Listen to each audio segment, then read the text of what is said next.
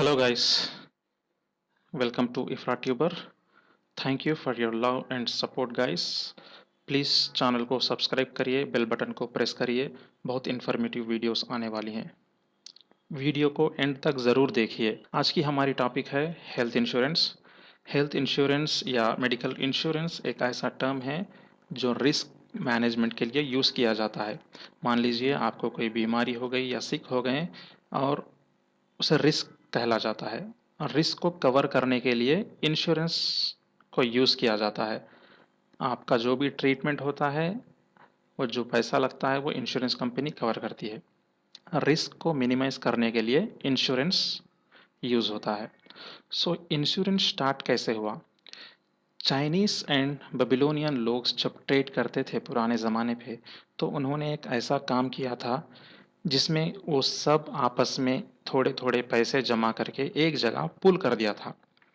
तभी भी बिजनेस में लॉस आता था, तो वो लॉस को आपस में शेयर करते थे वो लोग, तो इससे रिस्क कम हो जाता था। आपस में रिस्क को शेयर करते थे, इससे रिस्क फ्री हो जाते थे वो, और कम पैसे में रिस्क फ्री हो जाते थे।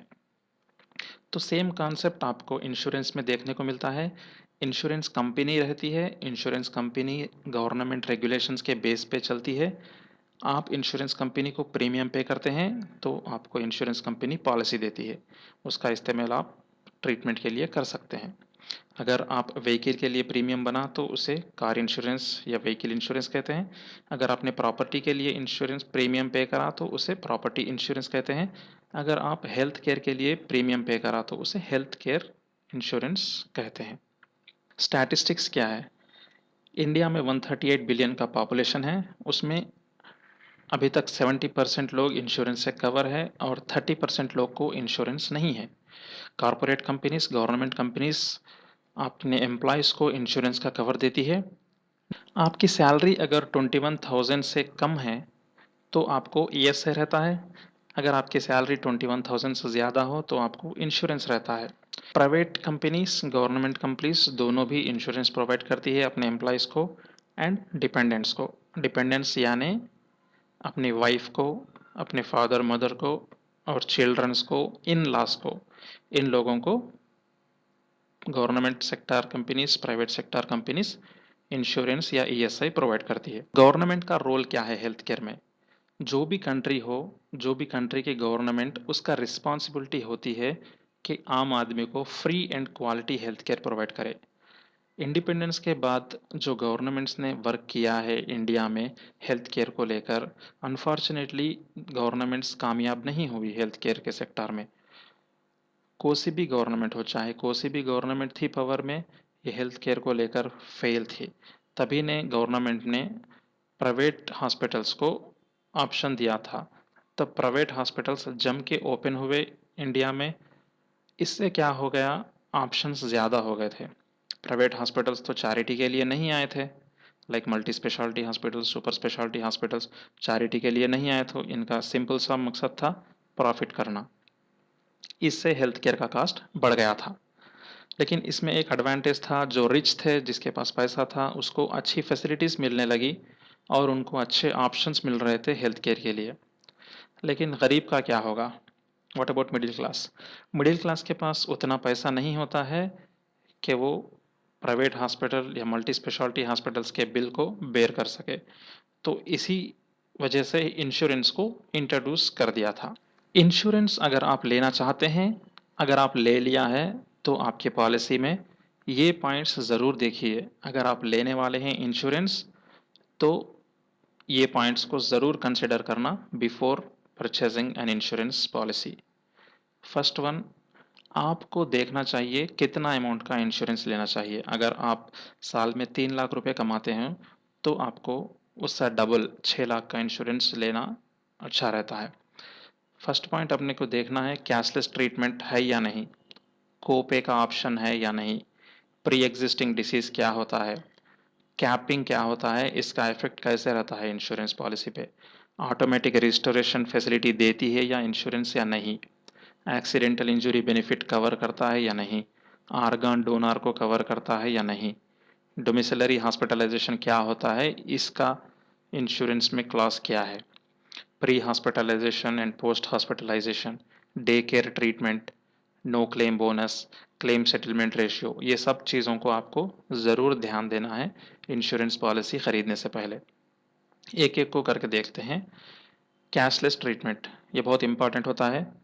कैशलेस का मतलब होता है आप हॉस्पिटल को जाते हैं, आपका इंश्योरेंस कार्ड दिखाते हैं, ट्रीटमेंट लेते हैं और डिस्चार्ज हो जाते हैं। आपका इंश्योरेंस क्लेम अमाउंट जो भी है डायरेक्टली हॉस्पिटल को पहुंच जाता है, जो भी ट्रीटमेंट का खर्चा है जो डायरेक्ट हॉस्पिटल को चल जाता है। यह किस केस में पॉसिबल होता है? जैसा कि मान लीजिए एक इंश्योरेंस कंपनी है एक्स, आपने उससे पॉलिसी लिया है। वो इंश्योरेंस कंपनी के अंडर 500 हॉस्पिटल्स है जो कि वो इंश्योरेंस के अंडर नेटवर्क में आते हैं, उसे नेटवर्क हॉस्पिटल कहा जाता है। अगर आप जो हॉस्पिटल में जाते हैं वो हॉस्पिटल आपके इंश्योरेंस के नेटवर्क में आता है, तभी कैशलेस ट्रीटमेंट पॉसिबल होता है।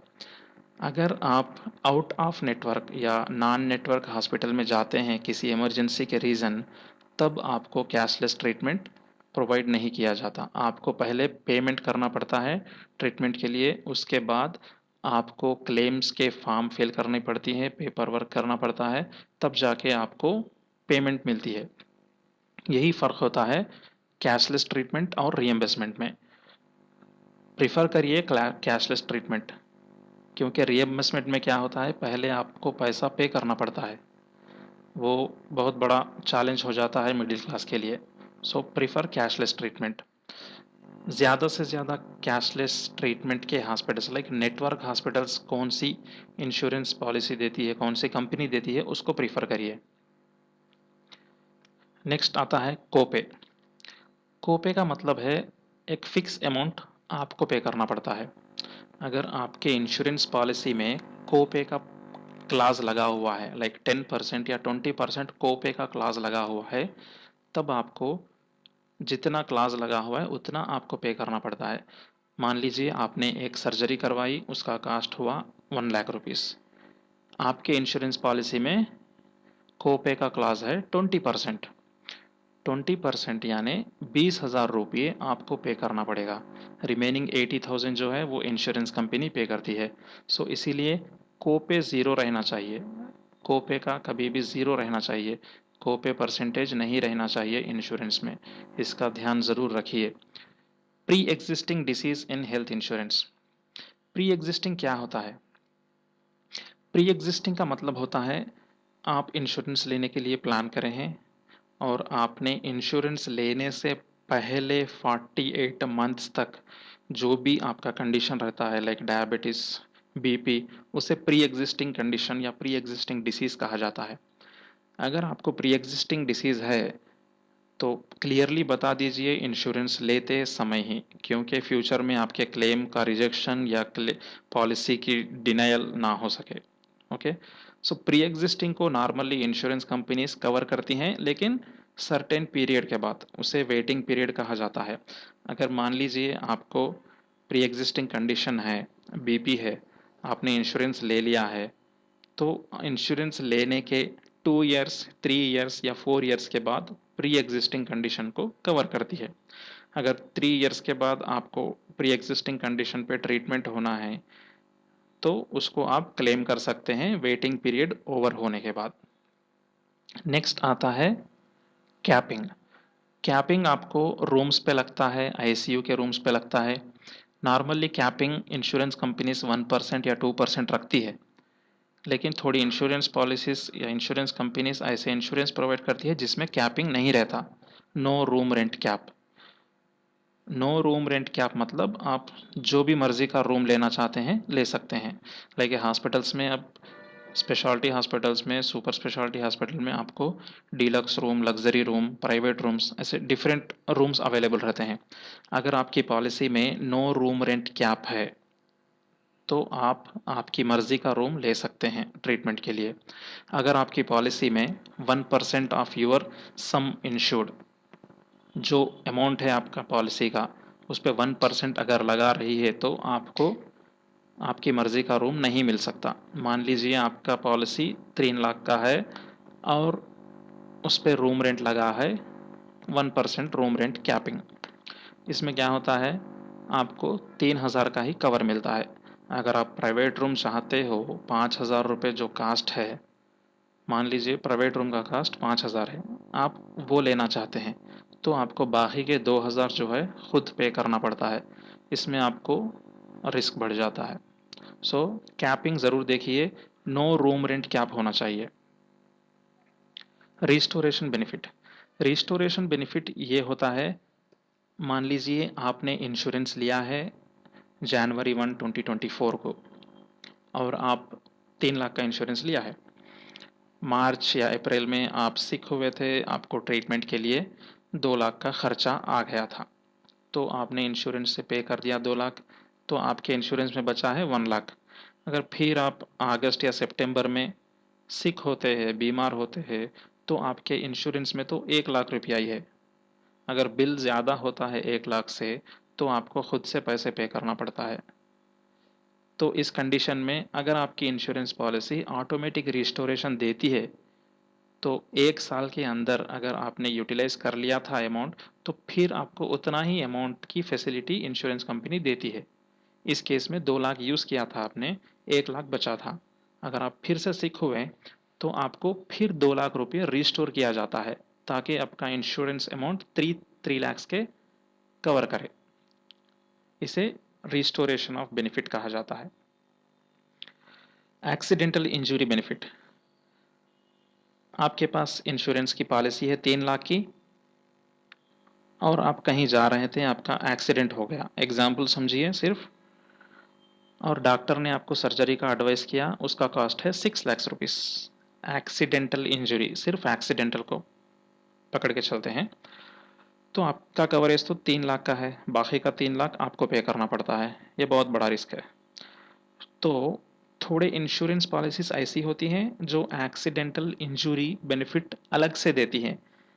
जो अमाउंट आपका पॉलिसी का होता है, मान लीजिए 3 लाख की पॉलिसी है आपकी, आपका एक्सीडेंटल इंजरी बेनिफिट जो होता है, अगर आपकी पॉलिसी 2x देती है, तो उसमें आपका ये बेनिफिट 6 लाख तक कवर करता है। ये ओनली अप्लीकेबल है एक्सीडेंटल इंजरी को।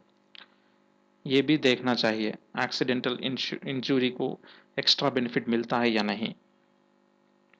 आर्गन डोनर कवरेज, मान लीजिए आप किडनी ट्रांसप्लांट या हार्ट ट्रांसप्लांट के लिए जाते हैं, तो आपका तो इंश्योरेंस आपको कवर करेगा, लेकिन जो डोनर है, जो डोनर आपको किडनी दे रहा है या हार्ट दे रहा है, उसका ट्रीटमेंट का खर्चा कौन लेगा? जो भी आप किडनी ट्रांसप्लांट है, लिवर ट्रांसप्लांट है, उसका खर्चा कौन देगा आपको? अगर डोनर का कवरेज नहीं है आपकी पॉलिसी में, तो पैसा आपको पे करना पड़ता है। सो चेक करिए आर्गन डोनर का कवरेज आपकी पॉलिसी में है या नहीं। आर्गन डोनर का कवरेज होना चाहिए, इससे आपके पैसे बचते हैं, और डोनर का जो ट्रीटमेंट खर्चा होता है वो इंश्योरेंस कंपनी पे कर लेती है। नेक्स्ट है डोमिसिलरी हॉस्पिटलाइजेशन। इसमें क्या होता है, डोमिसिलरी मतलब अगर ट्रीटमेंट आपको घर पे हो रहा है, मान लीजिए आपकी पैरालिसिस हो गई है, और आपकी इंश्योरेंस पॉलिसी डोमिसिलरी हॉस्पिटलाइजेशन भी कवर करती है। इसमें आपको जो भी ट्रीटमेंट घर पे होता है उसका भी पैसा आपको मिलेगा, रिएम्बर्स करेगी। ओके। अगर हॉस्पिटल में ट्रीटमेंट हुआ और कुछ बेड्स की कमी से हॉस्पिटल से आपको डिस्चार्ज कर दिया, लेकिन ट्रीटमेंट और जारी है, वो ट्रीटमेंट घर पे हो रहा है, इस केस में भी आपको इंश्योरेंस कवर होता है, अगर आपकी पॉलिसी डोमिसिलरी हॉस्पिटलाइजेशन को कवर करती है तो। नेक्स्ट होता है pre hospitalisation and post hospitalisation. Pre and post, ये टर्म से ही समझ सकते हैं आप। हॉस्पिटल में एडमिट होने से पहले, हॉस्पिटल के डिस्चार्ज होने के बाद, प्री एंड पोस्ट। अब मान लीजिए एक एग्जांपल है, आपको कुछ बीमारी है, अगर आप हॉस्पिटल को जाते हैं और आपने डॉक्टर एडवाइस दिया है आपको 2 मंथ्स के बाद सर्जरी करेंगे, 2 मंथ्स तक ये मेडिसिन यूज़ करिए, आपको 10 डेज में ये टेस्ट करवानी है, ऐसा रिकमेंड किया है। तो जो भी हॉस्पिटल में एडमिट होने से पहला जो खर्चा है, ये ट्रीटमेंट मेडिसिन का हो या टेस्ट का हो, वो कवर करने को प्री हॉस्पिटलाइजेशन कहते हैं। ये pre hospitalisation 30 days, 60 days, 90 days ऐसी होता है, ज़्यादा से ज़्यादा डेज कवर करने वाला लेना चाहिए ये। वैसे ही पोस्ट हॉस्पिटलाइजेशन, आपकी सर्जरी हो गई है, आपको डिस्चार्ज कर दिया गया है और आपको डिस्चार्ज करने के बाद 3 मंथ्स के मेडिसिन दिए गए हैं और थोड़े टेस्ट भी रिकमेंड करे हैं। तो इसमें क्या होता है, आप अगर डिस्चार्ज होने के बाद फिर टेस्ट कराते हैं, मेडिसिन लेते हैं, तो उसका खर्चा भी कवर करने के लिए आपकी पॉलिसी पोस्ट हॉस्पिटलाइजेशन के रूप में आपको कवर करती है। सो ये मैक्सिमम डेज रहे जैसा देखना चाहिए, pre hospitalisation post hospitalisation maximum days cover करना चाहिए। Day care treatment, day care treatment ये होता है, नॉर्मल सर्जरीज में अगर इनपेशेंट एडमिट होते हैं तो 1 डे से ज़्यादा, 24 आवर्स से ज़्यादा, तो उसे इनपेशेंट कहा जाता है। डे केयर ट्रीटमेंट में आपको मॉर्निंग हॉस्पिटल को जाते हैं, इवनिंग डिस्चार्ज हो जाते हैं बिफोर 24 आवर्स, इसे डे केयर ट्रीटमेंट कहा जाता है। इसका एग्जांपल है सिंपल सा कैटरैक्ट सर्जरी, जो आई में सर्जरी होती है उसकी, और कीमोथेरेपी ट्रीटमेंट, डायलिसिस, रेडियोथेरेपी, ऐसे जो चीज़ें है वो विद इन 24 आवर्स में आपको डिस्चार्ज कर देते हैं।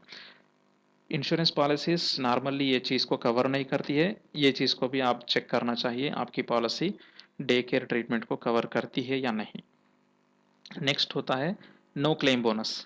नो क्लेम बोनस मतलब आपने पॉलिसी लिया है 3 लाख का और 1 ईयर तक आपने यूज़ नहीं किया है, क्लेम ही नहीं किया है, आप फिट थे, आप हॉस्पिटल को ही नहीं गए। इस केस में क्या होता है, आपको insurance company no claim bonus देती है, एडिशनल इंश्योरेंस या एडिशनल अश्योर्ड अमाउंट दे देती है आपको नेक्स्ट ईयर में। जैसा कि 50% अगर लगा लिए तो आप 7.5 लाख का आपका इंश्योरेंस हो जाता है।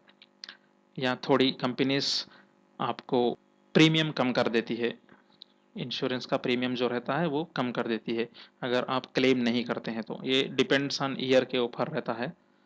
ओके, इस चीज़ को भी ध्यान में रखना चाहिए। और नेक्स्ट है क्लेम सेटलमेंट रेशियो, ये भी इम्पॉर्टेंट होता है। क्लेम सेटलमेंट रेशियो से ही पता चलता है कि आपकी इंश्योरेंस कंपनी कितने क्लेम्स को अप्रूव करी है, कितने क्लेम्स को डिने करी है। क्लेम सेटलमेंट रेशियो अगर ज़्यादा है तो इंश्योरेंस कंपनी ज़्यादा क्लेम्स को अप्रूव करी है, अगर कम है तो ज़्यादा डिनाइल है बोले से। तो इसीलिए क्लेम सेटलमेंट रेशियो को चेक करिए, जो ज़्यादा रेशियो पे है उसको प्रिफर करिए। ये वीडियो सिर्फ आपके इन्फॉर्मेटिव के लिए है, कोई प्रमोशन के लिए नहीं है। अगर आपको इंश्योरेंस, अच्छा इंश्योरेंस चाहिए तो आप हमें कमेंट्स में मेंशन करिए, मैं आपको एडवाइस दे सकता हूँ इंश्योरेंस के बारे में। अगर वीडियो आपको अच्छी लगी तो चैनल को सब्सक्राइब करिए, लाइक करिए, शेयर करिए। Thank you.